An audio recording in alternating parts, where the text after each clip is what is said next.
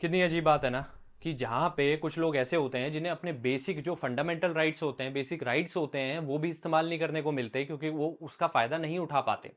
कुछ लोग ऐसे होते हैं दूसरी तरफ कि वो मिसयूज़ करते हैं अपनी पावर का, मिसयूज़ करते हैं अपने राइट्स का। ऐसा ही एक शख्स है जो अपने राइट्स का मिसयूज़ कर रहा है और वो गवर्नमेंट उसमें साथ दे रही है क्योंकि गवर्नमेंट की भलाई है इसमें, क्योंकि वोट्स चाहिए। जब भी इलेक्शन है स्टेट के अंदर तो गुरु राम रहीम को बाहर निकाल दिया जाता है। ये गुरु राम रहीम अपने नाम पे कलंक है क्योंकि ये रेपिस्ट है। 2017 में इसे सजा मिली लाइफ इम्प्रिजनमेंट की। ये मर्डर भी कर चुका है 2-3।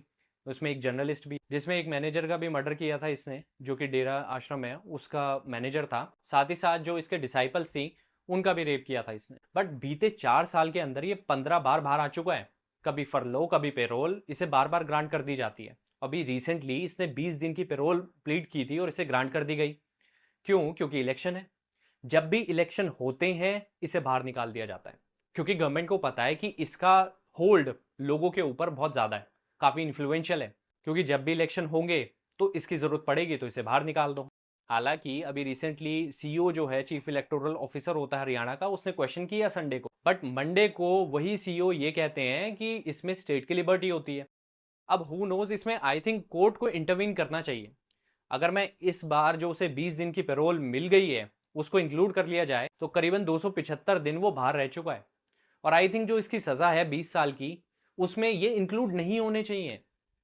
ऐसे तो फिर हर कोई बाहर आता चले जाएगा और सबको पेरोल मिल नहीं पाती। ऐसे प्रिजनर्स हैं जिनका फरलो मिल ही नहीं पाती, उन्हें ग्रांट ही नहीं हो पाती है क्योंकि बहुत लंबा वेटिंग पीरियड होता है। और ऐसे लोग जो कि रेपिस्ट हैं, मोरली करप्ट हैं, उनको इतनी जल्दी फरलो या पेरोल मिल जाती है। पेरोल एक कंडीशनल राइट है, बट हर बारी जब भी इलेक्शन होते हैं इसे बाहर क्यों निकाला जाता है? अगर मैं बात करूं राजस्थान, हरियाणा और पंजाब की, तो म्यूनिसपैलिटी के इलेक्शन जब भी होंगे, स्टेट इलेक्शन होंगे, या फिर इवन बाय पोल इलेक्शन हो गए, पंचायत के इलेक्शन हो गए, तो भी इसे बाहर निकाला जाता है। मतलब जो पॉलिसी ऑफ अपीजमेंट है वो हम कितने खुलेआम यूज करते हैं।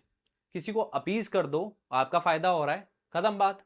मतलब हम एक मोरली करप्ट इंसान को बाहर निकाल रहे हैं और उसका यूज कर रहे हैं ताकि आप गवर्नमेंट में आ सको, ताकि आप पावर में आ सको। वो कहते हैं ना कि power corrupts and absolute power corrupts absolutely. वही हाल है कि अगर लिबर्टी है तो आर्बिट्ररीनेस और लिबर्टी, जैसे फ्रीडम हो गई, उनके बीच में एक थिन लाइन होती है। जब इसे 2017 में, अगस्त 2017 में सजा सुनाई गई थी, तब कितना कोहराम मचा था आप सभी को पता है। पंचकुला जल रहा था और हरियाणा के काफी पार्ट से जिनमें आग लगी हुई थी और करीबन 40 लोगों ने अपनी जान गंवाई थी। इस ऐसे इंसान के लिए पब्लिक प्रॉपर्टी को इतना डैमेज किया, ह्यूमन लाइव्स गई। कितना आसान है ना लोगों को बेवकूफ बनाना। ये गुरु राम रहीम हो गया, और ऐसे तमाम जितने बाबा और गुरु बने हुए हैं जो कि रेपिस्ट हैं। आसाराम बाबू को देख लो, और अभी जो एक केस हुआ था भोले बाबा के नाम से जो प्रसिद्ध है, जिसमें 121 लोगों की जान चली गई थी, स्टैम्पेड हो गया था।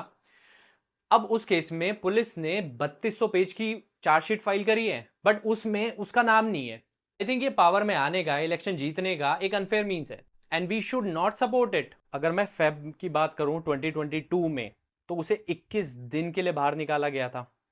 2022 जून में ही बात करूं, मतलब पहले फेब में निकाला, उसके बाद जून की बात करूं 2022 में ही, तो 30 डेज के लिए उसे बाहर निकाला गया था। क्यों? क्योंकि म्यूनिसिपल बॉडी के इलेक्शन थे हरियाणा में।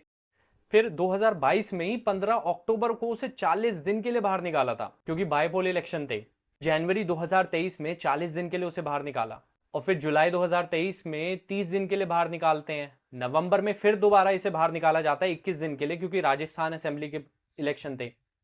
और 2024 जनवरी में लोकसभा के इलेक्शन थे, तो 50 दिन के लिए इसे बाहर निकाला था। और फिर अगस्त में 21 दिन के लिए निकला क्योंकि हरियाणा असेंबली इलेक्शन थे। और फिर अब अक्टूबर में 20 दिन के लिए इसे दोबारा से बाहर निकाला जा रहा है। I don't know election commission इस पे कुछ एक्शन लेता क्यों नहीं है। मतलब कोई अंधे हो गए हैं क्या सबके सबके, जो उन्हें वो देख नहीं पा रहे हैं कि क्या चल रहा है, रियलिटी क्या है?